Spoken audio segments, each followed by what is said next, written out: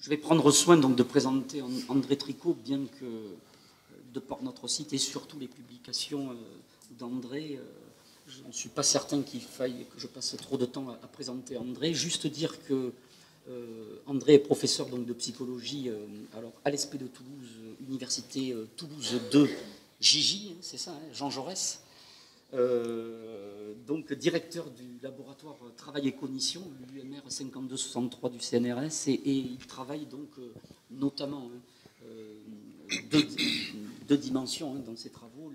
D'une part, l'apprentissage et les difficultés d'apprentissage, notamment dans les dispositifs numériques, et puis aussi donc le deuxième volet de ses recherches autour de l'activité de recherche dans les environnements numériques. Je tiens à dire que j'ai souvent eu le plaisir, l'honneur d'écouter André. Je n'ai pas souvenir d'avoir eu l'occasion, et notre équipe, de t'inviter, en fait. Je crois que c'est même peut-être une première, bien qu'on se voit régulièrement. Donc le format qui a été choisi, vous l'avez vu au niveau du programme, à savoir André disposera de 45 minutes pour présenter son propos, intitulé « L'affiliation, appropriation implicite ou automatisation ». Et ensuite, donc, nous aurons un petit quart d'heure, 20 minutes, pour poser des questions. Alors, j'aime à rappeler, dans le public, il y a aussi de nombreux étudiants de la filière documentation. Et donc, autant les étudiants que les collègues qui sont présents, n'hésitez surtout pas, pendant ces 15 minutes et 20 minutes, à poser toutes les questions que vous souhaitez à André. C'est un moment rare dans une vie professionnelle et scientifique. Donc profitez-en parce que là aussi, ne créez pas chez vous une frustration de vous dire finalement, j'aurais peut-être dû poser cette question. André repartira très vite, donc profitez de sa présence. Merci André. Merci beaucoup Vincent. Merci à tous de m'accueillir. Je suis très très honoré. Puis surtout très content que vous m'ayez invité à parler sur ce thème.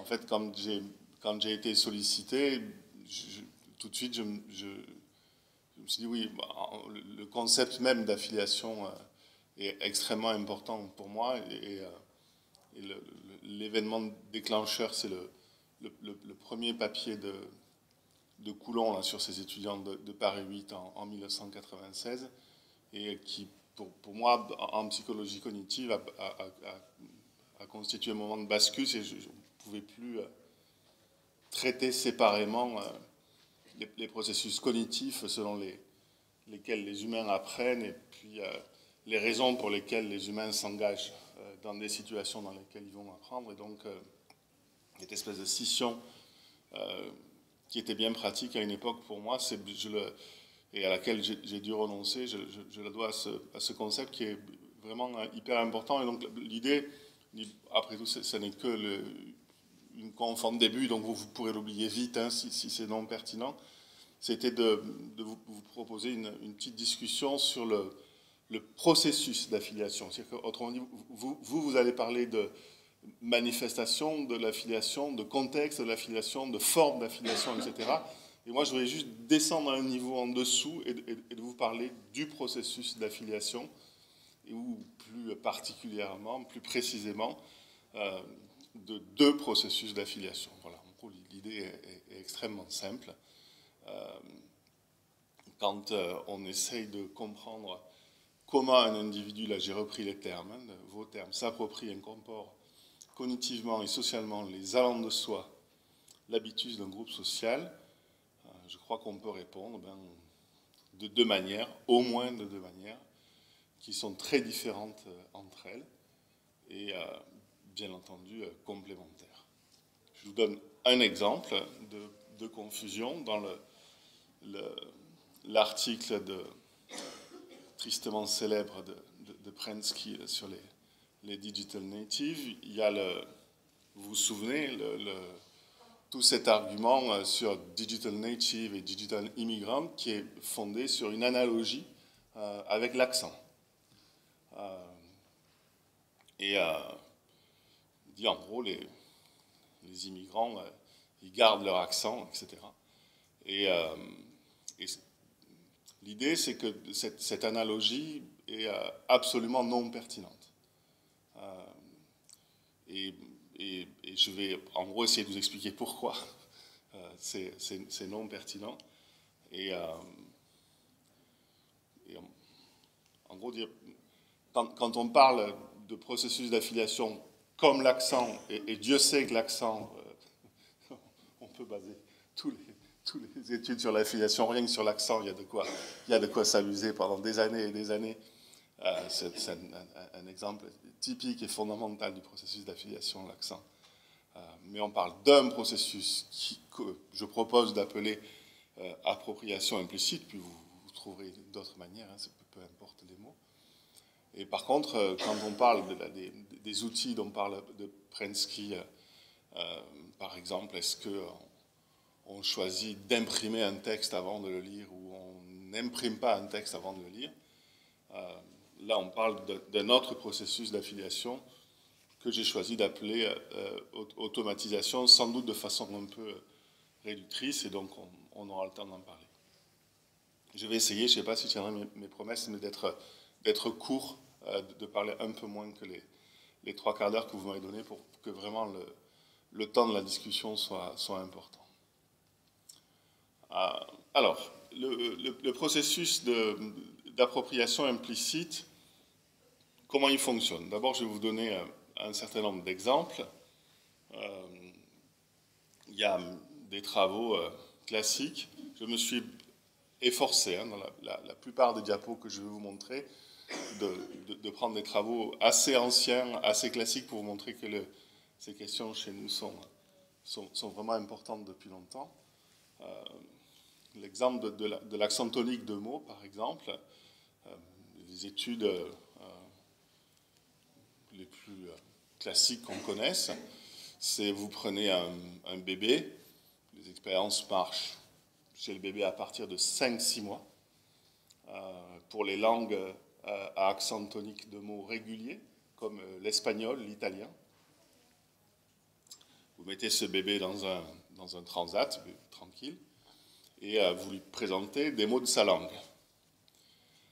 Sauf que vous vous débrouillez pour choisir des mots de sa langue qui ne font pas partie de son environnement familier. Vous débrouillez pour que ce soit des mots qu'il rencontre pour la première fois de sa vie.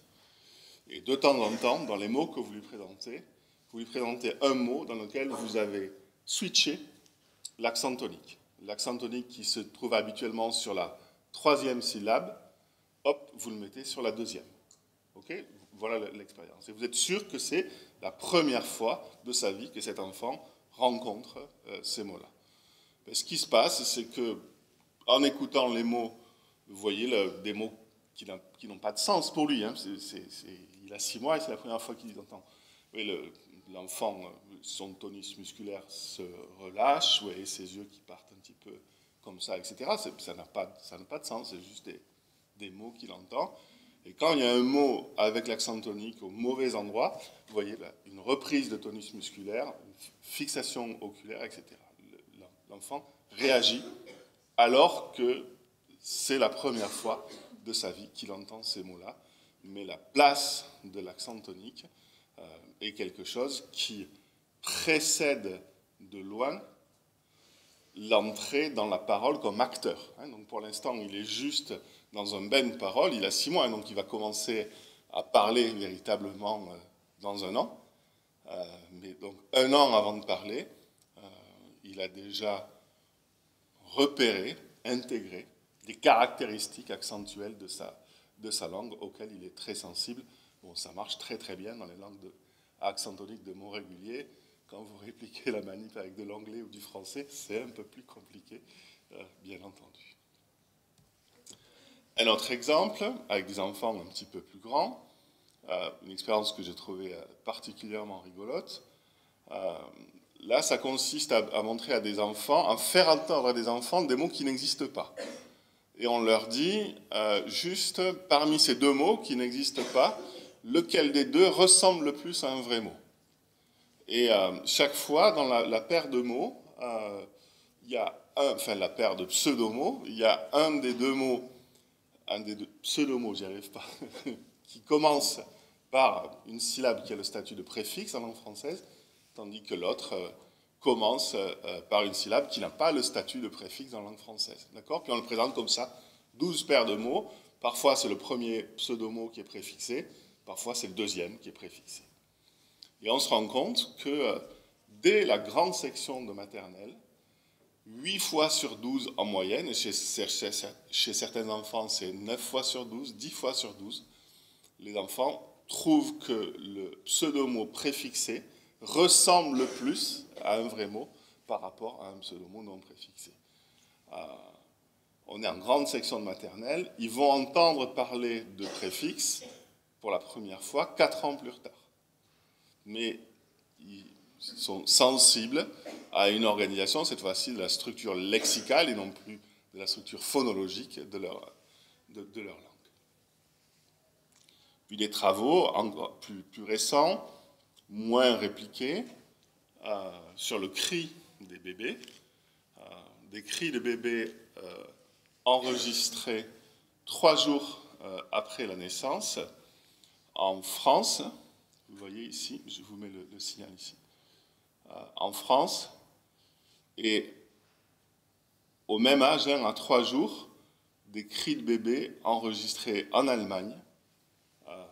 Ça n'est pas le même signal qu'on enregistre.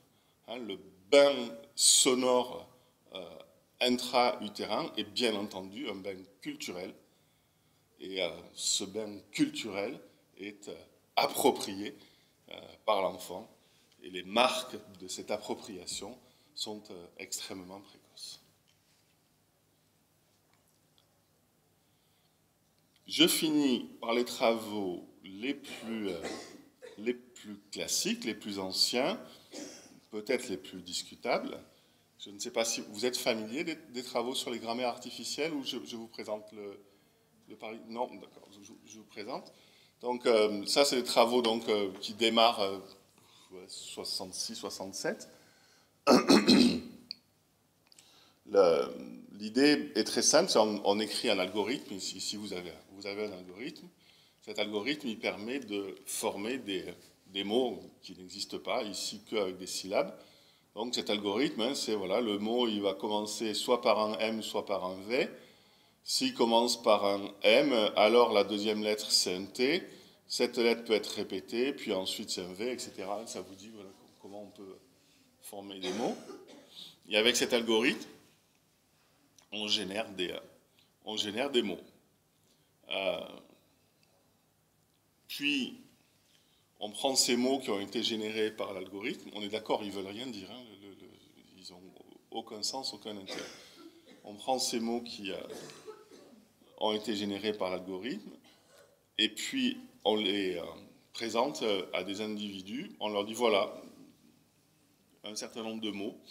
On vous demande de les regarder, de les lire. Et puis, on représente la liste un certain nombre de fois. Puis après cette phase d'apprentissage totalement barbare et inintéressante, on représente des mots. Certains sont issus du même algorithme et d'autres ne sont pas issus de l'algorithme. Très vite, après l'apprentissage, alors que l'apprentissage est relativement court, c'est au bout de quelques dizaines de minutes d'apprentissage, les humains sont capables de dire ça obéit à l'algorithme, ça n'obéit pas à l'algorithme. Alors que quand on leur demande quel était l'algorithme, c'est-à-dire quelle est la règle qui a permis de former les mots, ils n'en ont aucune idée. D'accord ? Donc les humains sont, semble-t-il, capables d'apprendre des structures, des règles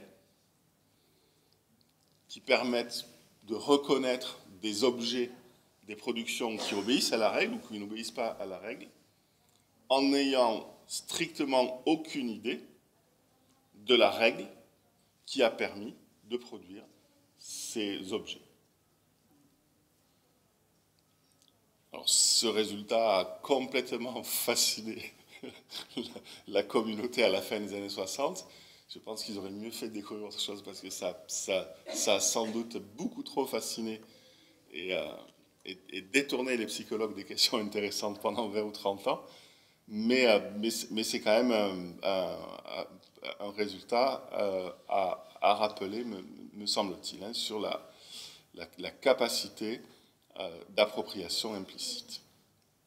Donc, pour le dire simplement, les humains, dans un certain nombre de domaines, sont capables de mettre en œuvre un processus ou des processus d'appropriation implicite. Ces processus ont les caractéristiques suivantes. Ce sont des processus inconscients, c'est-à-dire que pendant que les humains apprennent, ils ne sont pas conscients qu'ils sont en train d'apprendre. Deuxièmement, ces processus, au moins pour les premiers, sont involontaires. C'est-à-dire que les apprentissages dont je vous parle ne sont pas délibérés. Ils se font à l'insu de la personne, sans la décision de la personne, à l'exception des grammaires artificielles dont je viens de vous parler. Le résultat de l'apprentissage est le plus souvent inconscient. C'est-à-dire que la personne ne sait pas qu'elle a appris quelque chose et la personne ne sait pas ce qu'elle a appris. Ok ? Pour dire très simplement, quand un enfant apprend à parler sa langue maternelle, il n'a pas conscience qu'il est en train d'apprendre à parler sa langue maternelle.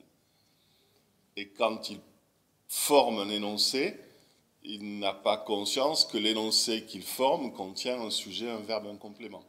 Mais ça ne l'empêche pas, bien entendu, de produire des énoncés de sa langue. Hein. Ça dit rien d'autre que ça, ce que je suis en train de dire. Il y a énormément de discussions au sein de la communauté sur le fait qu'il est possible que certains de ces apprentissages implicites donnent lieu à des résultats conscients ou, si on veut être consensuel, donnent lieu à des prises de conscience possibles. C'est-à-dire qu'il est tout à fait possible que j'ai appris quelque chose de façon implicite, je n'en suis pas conscient, mais si on m'aide ou si pour une raison ou une autre, je dois prendre conscience de ce que j'ai appris, alors il est possible de prendre conscience de ce que l'on a appris, de transformer la forme implicite de la pratique ou de la connaissance en une forme explicite de la connaissance. Je ne savais pas ce que je sais, maintenant je sais dire ce que je sais. Pardon, je ne savais pas dire ce que je sais, maintenant je sais dire ce que je sais.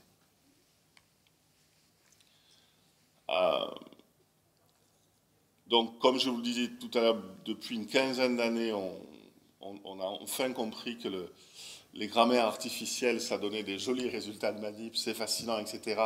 Mais c'est sans doute pas un bon modèle pour décrire ce qui se passe dans la vraie vie avec les êtres humains. Et notamment, un des gros problèmes de ces manips avec les grammaires artificielles, c'est qu'on a besoin de toute l'attention du participant. Il faut qu'il soit complètement focalisé sur les listes de mots qu'on lui présente. Or, une des caractéristiques des apprentissages implicites, c'est justement la capacité à apprendre quelque chose sans y faire attention.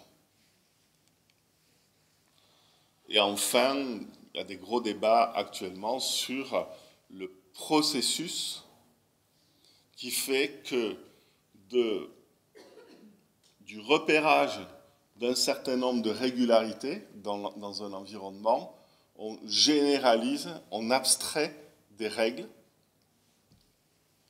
Et est-ce que cette généralisation, c'est vraiment un processus d'abstraction?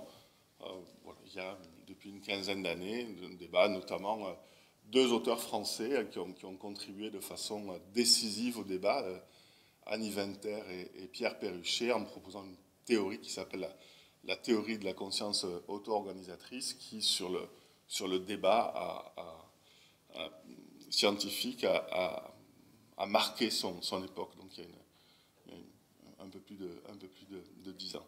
Je reviendrai là-dessus si vous le souhaitez ensuite. Donc ça, c'est le processus d'appropriation implicite, la capacité des humains à apprendre des pratiques qui contribuent à leur appartenance, à leur insertion dans un groupe social, qui fait qu'on a l'accent ou on n'a pas l'accent, on parle cette langue ou on ne parle pas cette langue, processus qui sont donc implicites, inconscients, et dont les résultats sont non délibérés, non volontaires, et dont les résultats peuvent être largement eux-mêmes implicites et inconscients. Le processus d'automatisation, lui, est radicalement différent. Donc là, vraiment des vieilleries. Une étude de l'autre très tristement célèbre. Chaque communauté a ses boulets, donc nous on a Binet. Et les grands calculateurs, il a fait une étude absolument fascinante, qui malheureusement a été oubliée, alors qu'on aurait mieux fait d'oublier le QI, mais enfin tant pis.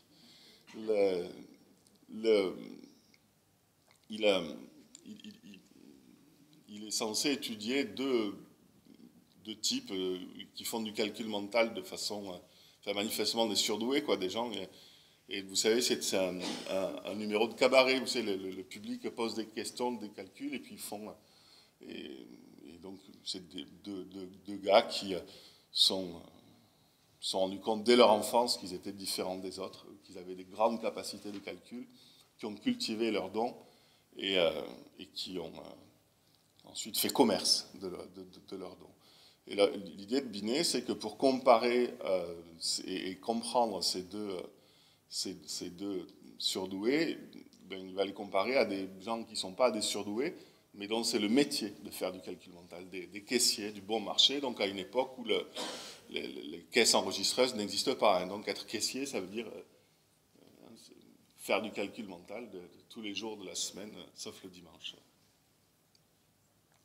Et là, il y a un tableau de résultats où il les compare à des performances de multiplication. Par exemple, pour faire 638 multiplié par 823, le premier calculateur a mis 6 secondes et 4 dixièmes, le deuxième 56 secondes, le premier caissier 4 secondes et le deuxième caissier 12 secondes. Ou après, vous avez 7286 multiplié par 5397. Le premier 21 secondes, le deuxième 2 minutes et 7 secondes, et le premier caissier 13 secondes. On ne sait pas pourquoi il y a des trous dans le tableau. L'idée, quand on fait un plan d'expérience, il faut le croiser, je ne sais pas, manifestement. On ne sait pas pourquoi. J'ai interrogé des historiens, des spécialistes de Binet. Personne ne sait pourquoi il y a des trous dans ce tableau. C'est pas parce qu'ils n'ont pas trouvé, parce que sinon à 3 x 7, quand même, les deux là, ils auraient. Donc on ne sait pas pourquoi il y a des trous, mais il y a des trous. C'est dommage. Et bref, la puissance du processus dont je vous parle, je trouve qu'elle est magnifiquement exprimée ici. C'est la pratique, quand elle est quotidienne, quand elle est intensive, c'est la meilleure prédictrice de la performance, y compris de la performance de haut niveau. Et vous voyez que être surdoué, avoir un don et en faire du commerce, ça semble même moins puissant que la puissance de la pratique quotidienne, intensive. Puisque les autres, ils font un numéro de cabaret 3 fois la semaine.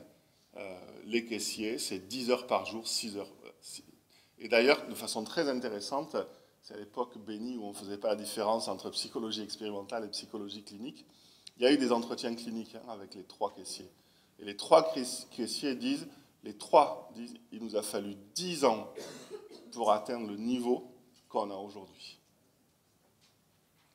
Et d'ailleurs, ce sont les 3 caissiers qui, au bout d'un moment, sont partis dans le back-office, contrôler les calculs des autres, parce qu'ils sont de haut niveau. Et ça, on le sait aujourd'hui, 10 ans de pratique intensive d'une activité est le meilleur prédicteur des performances de haut niveau. C'est ça la puissance de ce deuxième processus de la filiation que j'ai choisi de désigner de façon trop caricaturale par automatisation. Alors, un exemple un poil plus subtil. On est avec des radiologues et cette fois-ci, c'est une tâche de reconnaissance. Donc, une tâche de reconnaissance, c'est on leur présente des diapos, mais assez rapidement, c'est à peu près ça, une série de diapos, et donc 2 par seconde, et pour que, en gros, en une demi-seconde, c'est très simple, les mécanismes perceptifs et attentionnels fonctionnent très très bien, c'est-à-dire qu'on est sûr qu'ils voient la diapo, ils peuvent faire attention à la diapo, mais en 500 millisecondes, ils ne vont pas se mettre à réfléchir, si vous voulez. Les processus résultants de haut niveau ne se mettent pas, donc on est sûr qu'ils voient très bien, mais qu'ils n'ont pas le temps de réfléchir. Puis on leur présente donc des diapos avec des poumons porteurs d'une lésion, et qu'on mélange avec des diapos qui présentent des poumons non porteurs de lésions. OK ? Et 20 diapos portent des lésions, 20 ne portent pas de lésions, elles sont présentées dans un ordre aléatoire, puis une fois la présentation faite, on mélange ces 40 diapos à 40 nouvelles diapositives, on a donc un tas avec 80 diapositives, et cette fois-ci, une décision, tout simplement, leur est demandée sur chacune. Je la reconnais, elle faisait partie du premier tas, ou je la reconnais pas, elle ne faisait pas partie du premier tas. Vous voyez là l'expérience, voilà, avec des gens de différents niveaux. Alors, ah oui, c'est très important, et une expérience contrôle sur de la reconnaissance de visage, même protocole, mais... Donc, pour les radios qui portent une lésion, vous voyez, il y a une courbe de performance classique. Plus les gens sont loin dans leurs études ou leur expérience professionnelle, meilleure est leur reconnaissance. Par contre, pour les radios de poumons sains, vous voyez, il y a toujours la même augmentation de la performance pendant les études, mais avec l'expérience professionnelle, vous voyez la performance qui chute pour arriver là. Hein? Mais si, c'est des poumons sains, c'est normal. Vous avez quand même fait un peu de théorie de l'information, non? C'est du bruit, elle ne porte pas de sens. Autrement dit, ils ne perçoivent pas des radios, ils perçoivent ce qui a du sens dans la radio. Ce qui a du sens dans la radio, voilà, exactement. Et, chose qui est super intéressante, autrement dit, ce type de pratique dont je parle, c'est une pratique qui a tendance, quand elle se perfectionne, elle a tendance à se spécialiser. On ne devient pas meilleur dans le domaine de la perception. On devient meilleur dans le domaine de ce qui a du sens. Voilà, du diagnostic. Alors, juste, celle sur le diagnostic, elle vient juste après. C'est l'expérience suivante. Mais merci, c'est exactement ça que je voudrais vous montrer. Chose super intéressante, c'est les visages. Les visages, ça fait partie du premier processus. Je ne sais pas si vous savez ça, la reconnaissance de visage, c'est pas inné, c'est acquis. C'est les premières semaines de la vie, c'est un apprentissage extrêmement précoce. C'est très, très culturel, la reconnaissance de visage. C'est extrêmement marqué culturellement et extrêmement précoce. Et c'est l'exemple avec les étudiants qu'on prend toujours pour illustrer le processus d'appropriation implicite, la reconnaissance de visage. C'est-à-dire qu'on sait reconnaître des visages, mais peu de gens, à part Divina ici, elle me faisait signe, savent comment on reconnaît des visages. Qu'est-ce qu'on regarde quand on reconnaît un visage?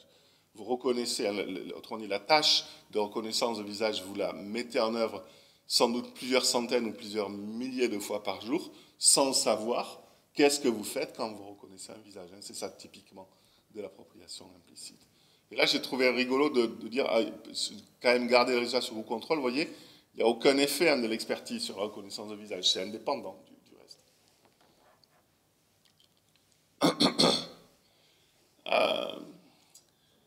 Mais l'automatisation, ça a des limites importantes et je vais en illustrer 3. Alors la première, je vais prendre des risques parce que c'est Franck qui a travaillé avec moi, c'est que la plupart du temps, quand je fais des manips, elles ne marchent pas. Dans le laboratoire où j'étais à Thésard, ils ont même appelé ça l'effet tricot, c'est la manip qui ne marche jamais. Mais je vais quand même essayer. Donc, alors pour l'expérience, il faut que vous ne regardiez pas votre clavier. D'accord? Si vous avez un smartphone, un ordinateur, etc. Donc vous levez les yeux et vous arrêtez de regarder votre clavier. Ok? Sinon l'expérience ne peut pas marcher. Ce que je vous demande, c'est d'essayer de vous souvenir des 6 lettres qu'il y a sur la 3e ligne de votre clavier.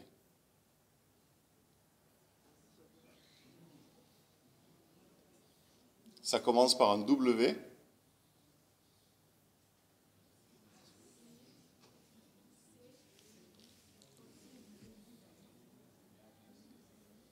Il y en a 6. Hein. Donc normalement, dans votre capacité de mémoire de travail, ça. Quelqu'un y est arrivé? En regardant, ça va mieux.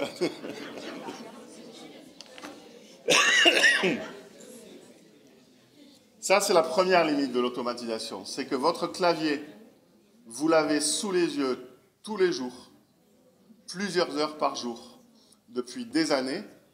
Mais pour vous, un clavier, ce n'est pas apprendre visuellement la position des lettres. Pour vous, un clavier, ça sert à saisir des mots, des requêtes sur Internet, machin, etc. Autrement dit, vous avez appris une pratique avec votre clavier. Vous n'avez pas appris votre clavier. Vous voyez? Et donc, dès que je décale un petit peu la tâche, au lieu de vous demander d'écrire un mot, je vous demande juste la disposition des lettres sur votre clavier, vous ne l'avez pas appris. Ça, c'est la première limite de l'automatisation. C'est que quand on apprend à faire quelque chose, on apprend à faire quelque chose. On n'apprend pas les caractéristiques de l'environnement qui seraient inutiles dans la réalisation de cette pratique. Ça va, cette idée-là? Je la trouve fascinante. Oui.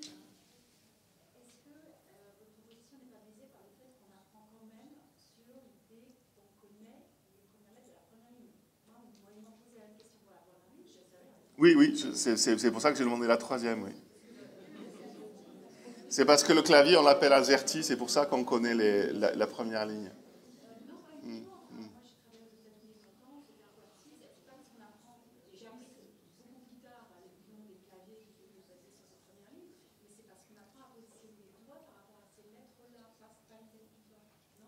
Ah, pour la 2e, vous parlez. Pour QSDF, JKLM, ouais. Moi aussi, j'étais en section G, et donc j'ai appris la dactylo. Hein, j'ai fait, et donc, quand j'ai fait,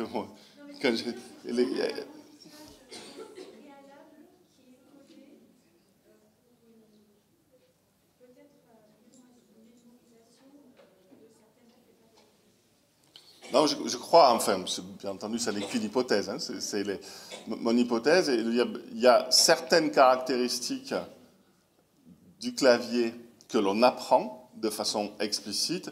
Par exemple, quand on désigne un clavier comme étant un clavier AZERTY, ou comme quand on a fait 2 ans de dactylo, on apprend à positionner nos doigts sur QSDF et JKLM, et c'est comme ça qu'on apprend à taper avec 10 doigts. Mais s'il y a une caractéristique de cet environnement que l'on n'a pas apprise de façon explicite, vous avez beau l'avoir sous les yeux tous les jours, vous ne l'avez pas apprise parce que ce que vous avez appris, c'est une autre tâche. C'est ça que je voulais. Autrement dit, contrairement à tout à l'heure avec l'appropriation implicite, où je vais apprendre par exemple des caractéristiques des visages et puis voilà, je vais en faire ce que je veux, dans le processus d'appropriation, il y a une dépendance à la tâche qui est extrêmement forte. Avec une collègue de Bordeaux, on a fait une série d'expériences. C'est très simple. Hein, vous donnez à des élèves de lycée des lecteurs MP3. Pour écouter de la musique, ils savent très très bien utiliser leur lecteur MP3. Pour écouter un document sonore en classe de langue, leur façon d'utiliser leur lecteur MP3 dépend de leur niveau en langue. Point. C'est la dépendance à la tâche. Utiliser un lecteur MP3, ça ne veut rien dire. C'est ça, vous voyez, c'est utiliser un lecteur MP3 pour quelle tâche. C'est ça la première limite de l'automatisation. Je ne sais pas, j'ai choisi d'appeler ça limite, c'est un jugement de valeur, mais pour dire, hein, c'est quand du côté de ce deuxième mécanisme d'appropriation, la pratique que l'on apprend, c'est la pratique que l'on apprend. Point. Ce n'est pas d'autres caractéristiques de l'environnement dans lequel se réalise cette pratique. Et pour revenir sur Prensky, le nombre de conneries qu'il dit là-dessus, c'est hallucinant. C'est hallucinant. Il ne comprend pas ça. Il n'a pas compris la dépendance à la tâche. Il croit que les humains apprennent des environnements technologiques. Mais l'environnement technologique, ce qui compte, c'est ce qu'on en fait, c'est pas ce qu'il est. La deuxième limite de l'automatisation, je l'illustre là, c'est une autre expérience très facile à réaliser, ça consiste à fixer le centre de l'écran, à bien regarder le centre de l'écran et à ne pas lire le centre de l'écran. Vous êtes prêts? Qui arrive? Donc, c'est la deuxième caractéristique, c'est le côté irrépressible. C'est qu'une fois que vous avez automatisé une pratique comme la lecture, ça devient extrêmement compliqué d'inhiber cette pratique quand elle est sollicitée. On peut toujours... et non, ça c'est l'expérience suivante. Et donc, expérience suivante. Donc là, je viens à un vrai diagnostic. Donc là, ça consiste à donner toujours un petit peu le même paradigme. On prend des gens de niveaux différents, des internes en radiologie, début d'internat, internes en radiologie, fin d'internat, des radiologues expérimentés, et donc, je crois, 7 ans d'expérience après les 10 ans d'études, et des radiologues experts. C'est un mécanisme de désignation sociale. Hein, c'est-à-dire que parmi les radiologues de Toulouse qui ont fait le truc, un certain nombre sont reconnus par leurs pairs comme des experts. Okay, c'est essentiellement les hôpitaux universitaires qu'on trouve ici. Et c'est un diagnostic très difficile à faire parce que, en fait, sur la radio, c'est une erreur médicale, hein, produite des années auparavant. Sur la radio, il y avait 2 lésions. Une lésion très facile à voir, fait, très visible, qui correspond à un diagnostic très fréquent. Et la difficulté vient du fait qu'on se fait piéger par la première lésion et on ne voit pas la deuxième. Et voilà les résultats. Et je crains que ce soit pareil avec les radiologues de Bordeaux. Hein. C'est pas qu'un problème de radiologues toulousains. Ce résultat a été répliqué dans plein de domaines. Ça s'appelle intermediate effect, là, cette cassure dans la courbe, et qui est la troisième limite de l'automatisation. C'est que ce genre de pratique est peu sensible aux détails, peu sensible à ce qui n'est pas tout à fait normal, peu sensible aux petits accidents. Ça marche très bien dans 99% des cas. Le 1% où ça ne marche pas, bon, ben, tant pis, quoi. Sauf quand c'est vous le malade. Vous voyez le truc. autrement dit, la troisième caractéristique, le manque de sensibilité aux détails, et notamment aux détails atypiques, c'est ce qui a permis de dénommer ces trucs les automatismes dangereux, hein, qu'on étudie énormément dans le domaine nucléaire, par exemple, ou aéronautique. Mais par contre, vous voyez, les radiologues experts, eux, ils ont tous commencé par dire « Ah, c'est A ». Donc, ils ont vu la première lésion, ils ont dit ça. Et puis après, ils sont rentrés dans un raisonnement de type réfutation de l'hypothèse. Ils sont commencés à dire « Je pense que c'est A, mais si une information pouvait contredire A, quelle serait-elle » Ils vont rechercher des contradictions de leur diagnostic initial. Et à force de chercher, ils trouvent. Autrement dit, le dernier défaut de l'automatisme, hein, qui est son insensibilité aux détails, c'est compensable. Mais c'est compensable a posteriori. C'est-à-dire que je peux mettre en œuvre spontanément une pratique comme ça, et a posteriori dire « Ah non, cette pratique-là, il faut que je la discute, etc. » Donc voilà, récapitulons tout ce que je viens de dire. Il y aurait deux processus d'affiliation au moins. Un processus d'appropriation implicite. Ce mécanisme, donc aujourd'hui, la communauté est d'accord, hein, c'est une détection inconsciente et involontaire de régularité dans notre environnement. Ça marche très bien de façon passive, ça marche encore mieux de façon active, et c'est particulièrement à l'œuvre avec des connaissances primaires, c'est-à-dire avec des connaissances que Homo sapiens utilise depuis les débuts d'Homo sapiens, le langage oral, la reconnaissance de visage, certaines habiletés à vivre en groupe. Je donnerai des... voilà, s'il y en a qui veulent revenir dessus, je vous ai fait une petite diapo qui essaie de donner un exemple, hein, de connaissances primaires. C'est des domaines dans lesquels ces mécanismes d'appropriation implicite fonctionnent particulièrement bien. Puis un deuxième processus d'automatisation, qui lui correspondrait à la transformation d'une pratique qui au départ est contrôlée, volontaire, et qui, sous l'effet de la fréquence, devient peu à peu une pratique automatisée. Mais cette transformation du statut de pratique contrôlée en pratique automatisée, cette transformation, c'est un processus qui est actif, qui est délibéré, qui est coûteux en temps, qui est coûteux au plan attentionnel. C'est un processus qui est peu généralisable, la dépendance à la tâche dont je vous parlais tout à l'heure. À terme, le résultat peut devenir partiellement implicite, c'est-à-dire qu'à terme, on ne sait plus dire ce que l'on sait faire.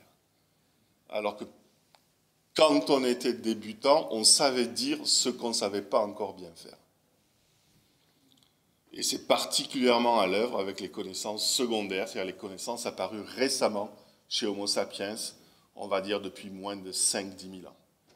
Le langage écrit, les mathématiques ou l'utilisation de votre moteur de recherche préféré. Les caractéristiques communes à ces allants de soi, j'ai essayé de vous les montrer, sont irrépressibles, peu coûteux à mobiliser en attention, ils sont rapides, ils sont peu sensibles aux détails inhabituels, et il est possible de les contrôler, mais a posteriori. Puisque j'ai bientôt fini, je me lâche un peu. Si on prend l'évolution quelques dates dans l'évolution de nos technologies, nous les humains qui nous permettent d'échanger, on peut tenter, de façon peut-être un peu hasardeuse, à dire finalement l'évolution au cours de l'espèce humaine, on a l'impression quand on regarde les enfants grandir que on voit un petit peu la même évolution, ça c'est banal de dire ça, mais peut-être que les appropriations implicites fonctionneraient particulièrement bien pour ces apprentissages-là, alors que les apprentissages de type automatisation fonctionneraient plutôt pour ces apprentissages-là, mais aujourd'hui on est d'accord pour dire avec des zones de chevauchement qui sont extrêmement fortes et non pas un monde dans lequel on aurait les appropriations implicites d'un côté, l'automatisation de l'autre. Il y aurait bien, notamment pour l'apprentissage de la lecture, un bouclage. Bon, je redeviens sérieux.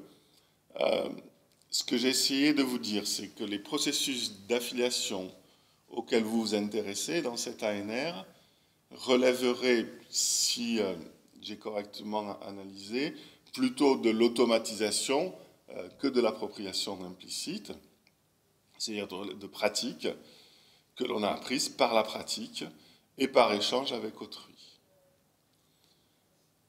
Ces pratiques automatisées se caractérisent par le fait qu'on les met en œuvre fréquemment et qu'on les perfectionne.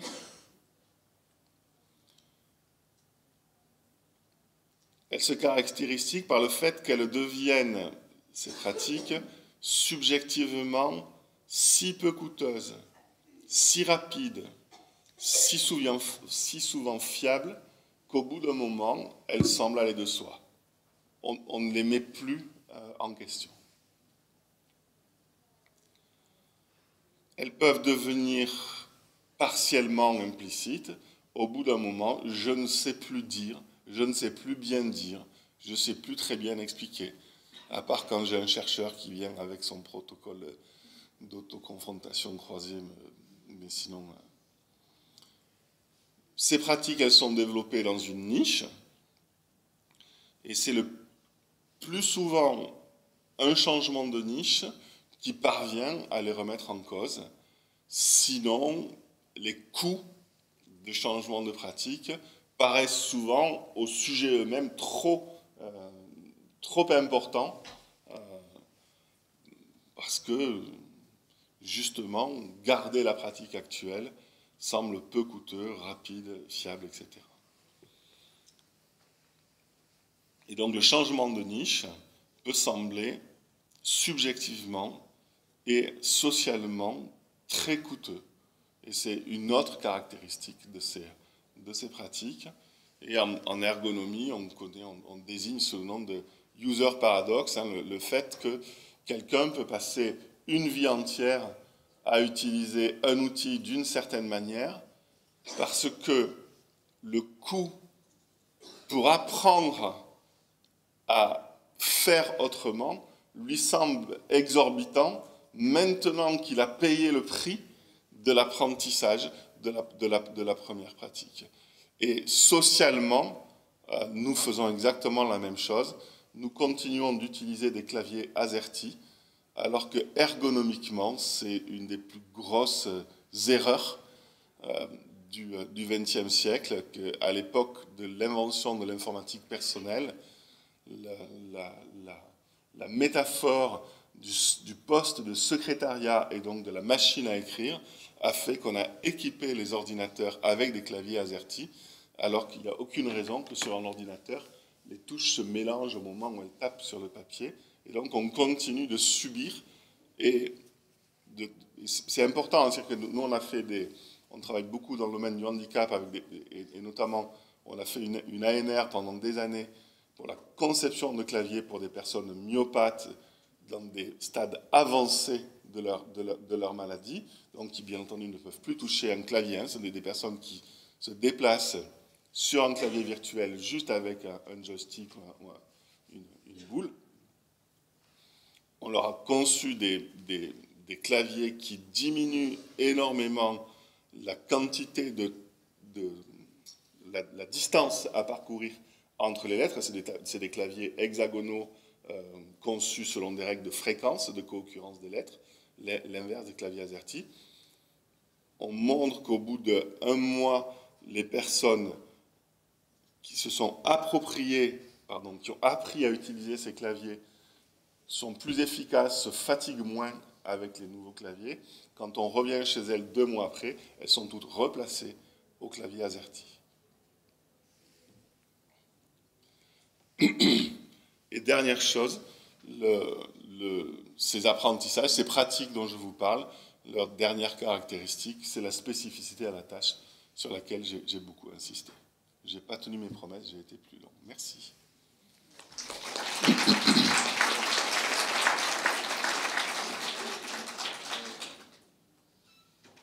Merci André. C'est le temps des questions, de l'échange avec André, si vous le voulez bien. Avez-vous des questions ?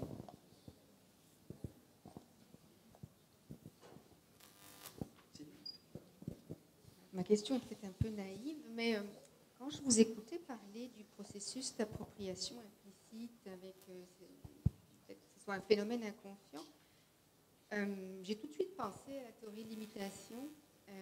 Est-ce que vous faites un lien justement avec cette appropriation implicite et avec la notion d'imitation ? Bien sûr. Merci pour votre question. Donc, l'imitation est un des moteurs de ces appropriations implicites. Mais il y en a d'autres. On le voit chez... D'ailleurs, c'est assez intéressant, on le voit chez la plupart des animaux sociaux de la même manière. Il y a le jeu, il y a les interactions sociales, il y a l'exploration de l'environnement, qui sont donc 3 autres moteurs de ces appropriations implicites. Et les théoriciens du domaine font même une hypothèse, parce qu'il y a quelque chose qui est assez fascinant, c'est on a l'impression, quand on observe des enfants humains ou des enfants d'autres espèces, que ces activités sont plaisantes. Ils prennent du plaisir à jouer. Ils prennent du plaisir à interagir entre eux. Ils prennent du plaisir à s'imiter les uns les autres, à explorer leur environnement. Et donc, il y a une hypothèse, peut-être nous avons évolué pour trouver ces activités plaisantes, tellement elles nous sont utiles pour ces appropriations implicites, parce que ce sont elles qui permettent ces appropriations implicites. Merci pour votre question. Je prends la parole peut-être là. J'ai le micro. Oui, merci André, parce que vraiment je trouve que ton apport et ton effort de réfléchir à un autre problème plutôt que de plaquer tes approches à ce qu'on se pose comme question est vraiment remarquable et très généreux. Je crois qu'on est tous dans la salle, un peu dans une modalité anti-Prensky, parce qu'on a vu un peu les dommages, même si je crois que pour avoir parlé avec Marc Prensky, il n'avait pas du tout prévu le succès de sa proposition, et il est, comme vous le savez, revenu dessus depuis. Il a maintenant une approche par la sagesse qui me semble se rapprocher un peu de ce qu'on essaye de dire. Mais moi je me disais que peut-être qu'un des résultats de l'ANR, parce qu'on est dans la phase modélisation maintenant, ça pourrait être justement de faire une proposition, pas anti-Prensky, mais qui montre en fait ce qui se passe vraiment avec le numérique. Et moi je me demandais, tu parlais de la fréquence, l'autre variable sur laquelle on joue, c'est la récence. Et je crois que l'illusion de Prensky, quelque part, c'est de dire la récence a plus de poids. Une pratique récente, donc on la retient mieux. Ce que tu dis, c'est le contraire, c'est que c'est la fréquence, 10 ans. Est-ce que tu pourrais, tu vois, un peu contraster ce que toi tu as fait comme recherche sur ces questions, ce que tu as trouvé entre fréquence et récence?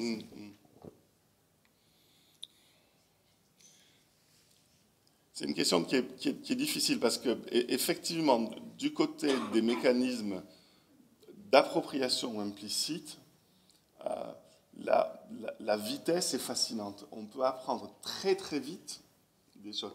Ça a été fait. Il y a une expérience dans mon laboratoire en ce moment qui est ignoble, c'est-à-dire qui éthiquement secoue. Et en te voyant tout à l'heure dessiner le contour d'un visage, j'ai pensé les normes de beauté.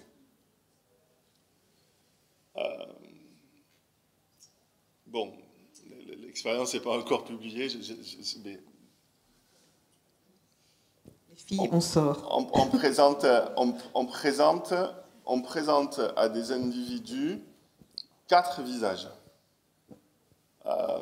avec les yeux écartés. Et puis juste après ces 4 visages, donc on leur donne le temps, même pas une minute, hein, pour regarder les 4 visages. Et puis on leur présente 2 visages ensuite, qui ne font pas partie de ces 4 visages, et on leur dit, voilà, lequel des 2 tu préfères. Et sur ces 2 visages qu'on leur présente, il y en a un avec les yeux écartés, l'autre avec les yeux serrés. Mais les personnes préfèrent toujours le visage avec les yeux écartés. À d'autres participants, on leur montre les mêmes 4 visages que le début, sauf qu'on a serré les yeux avec Photoshop, mais à la hache. Hein, je veux dire, c'est la manip de niveau 3e, hein, d'accord. On fait ça, au bout d'1 minute, les gens préfèrent le visage avec les yeux resserrés. Donc, une norme de beauté, en 1 minute, vous la faites changer. Donc, du côté des appropriations implicites, la vitesse est absolument fascinante. Et du coup, du côté des appropriations implicites, je trouve qu'on a sans doute raison de s'intéresser aux aspects de récence. Donc ça, par exemple, dans l'étude des mécanismes d'immigration, de déménagement, de changement de pays, etc., de dire, ou même pour les étudiants, j'étais étudiant à Bordeaux, je vais faire telle école à Toulouse ou à Paris. Voilà. Il y a des changements qui font que socialement, on n'est plus dans le même groupe qu'avant, on n'est plus dans les mêmes lieux qu'avant. Là, les mécanismes de récence sont sans doute extrêmement importants à les regarder.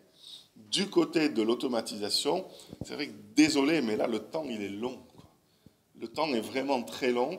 Et c'est... alors, bien entendu, j'ai donné des exemples d'appropriation experte, hein, donc des gens qui arrivent à des performances de très très haut niveau. Mais là, les mécanismes d'appropriation sont beaucoup plus longs. S'approprier un clavier, c'est plusieurs semaines, plusieurs mois, etc. Et après, il ne faut pas oublier que le mécanisme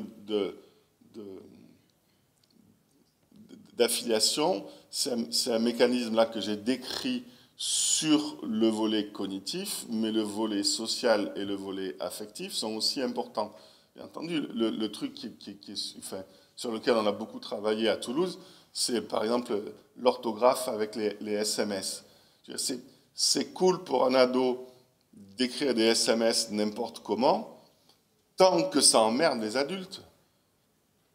Mais le jour où les adultes, c'est ce qui s'est passé il y a 5 ans, hein, ont commencé à écrire autant de SMS que les ados, et avec autant d'erreurs orthographiques que les ados, tout d'un coup, les ados ont arrêté de faire chier les adultes avec leurs SMS mal orthographiés. Donc, ils se sont très vite appropriés les SMS avec des codes spécifiques aux SMS, tant que ça emmerdait les adultes. Mais l'enjeu, là, il était social, il n'était pas cognitif. Et nous, bien entendu, psychologues, on a foncé sur le volet cognitif en oubliant d'aller regarder le volet social. Et 5 ans après, boum, il n'y a plus rien qui tenait. Une autre question ou réaction, peut-être? Oui. Sur la question du clavier AZERTY qui n'est pas du tout adapté et pas du tout optimal, c'est le cas sur plein de technologies éducatives comme les classeurs, les Word, Excel, les technologies les mieux adaptées dans l'école sont issues du monde de l'entreprise et elles ont été conçues pour le monde de l'entreprise. Mais est-ce que c'est vraiment un problème? Parce qu'il y a plein de choses dans notre vie quotidienne qui nous posent des difficultés et peut-être qu'au contraire, ça nous permet de mieux apprendre. Il y a l'analogie entre une ville américaine où tout est carré et parallèle et une ville européenne où tout est centré, plus complexe. On se repère mieux dans une ville en bazar que dans une ville bien rangée. Donc on peut se poser une question de ce côté-là, quoi. C'est un peu le sens.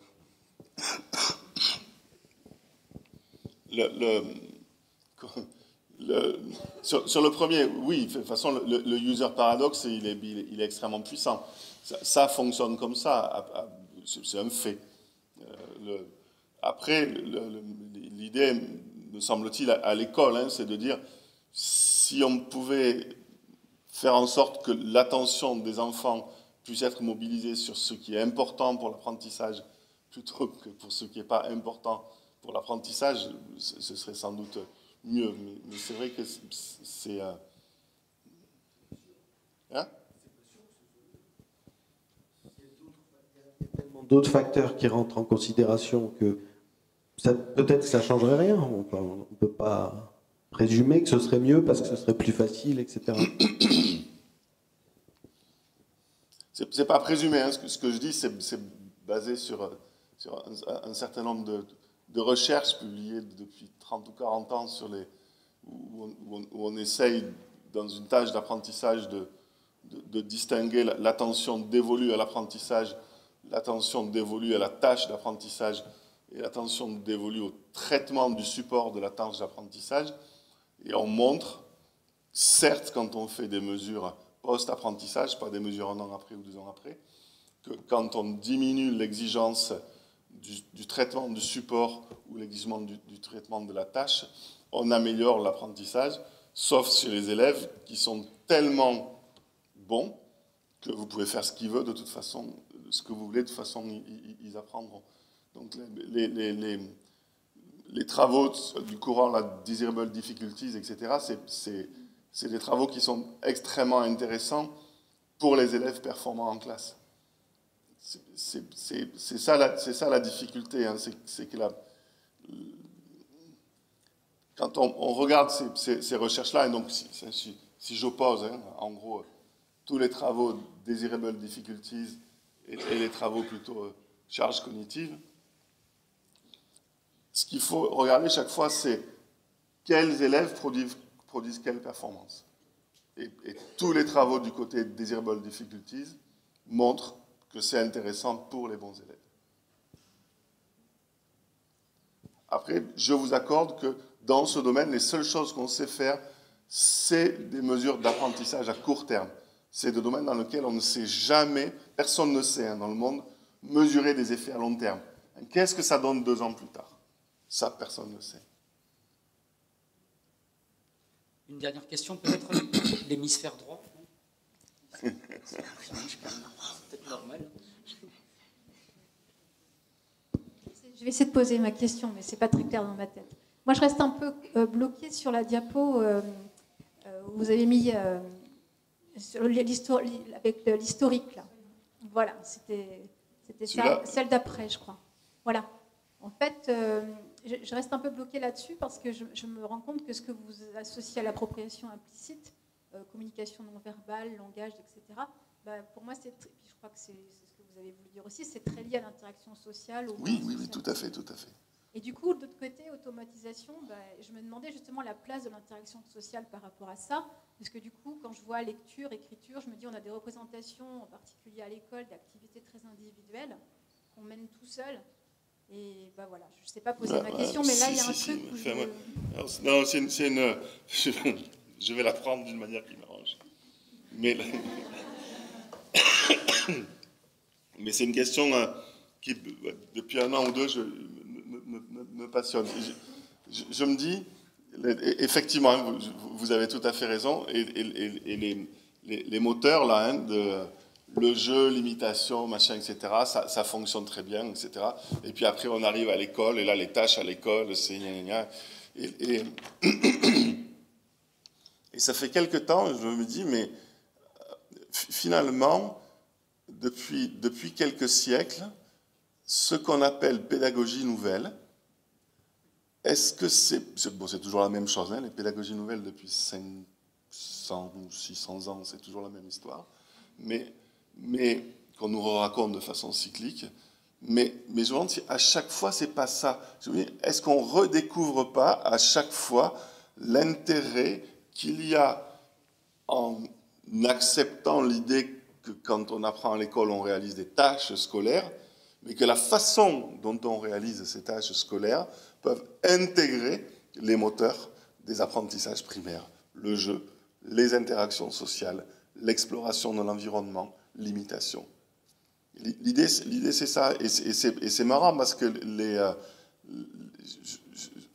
que vous alliez voir Freinet, Montessori, etc., ou aujourd'hui, finalement, et donc, peut-être qu'au lieu d'appeler ça pédagogie nouvelle, il faudrait appeler ça les pédagogies traditionnelles, quoi, parce que c'est celles qui font comme les humains faisaient déjà il y a 200 000 ans, quoi. On pourrait appeler ça les pédagogies préhistoriques. primaire, préscolaire, préhistorique, moi j'aimerais même qu'on les appelle. Et du coup, je me demandais aussi si on n'avait pas un peu les mauvaises lunettes et que du coup, il y a peut-être des interactions sociales implicites dans l'automatisation. Ah non, non, mais il y a des interactions sociales extrêmement importantes dans l'automatisation. On n'a pas forcément les bonnes lunettes pour les voir quand on regarde ce qui se passe à l'école. Peut-être qu'on voit qu'un bout, je suis complètement d'accord. Mais par exemple, une des composantes fondamentales de l'automatisation, je vous ai dit tout à l'heure, de toute façon, ce sont des pratiques qui se construisent dans la pratique et dans le partage, ça c'est sûr. C'est le mythe sur lequel les pratiques seraient des inventions individuelles, il faut arrêter avec ça. Et deuxièmement, enfin, en classe, on sait très bien que le principal, enfin, un des 4 principaux moteurs de l'automatisation, c'est le fait de bénéficier du retour d'autrui sur sa propre pratique. Le retour d'autrui, il n'y a pas mieux pour perfectionner une pratique. Donc oui, ça, il n'y a aucun souci avec ça. En fait, ça me semble même complètement indiscutable. C'est l'heure de... Ah oui. Non.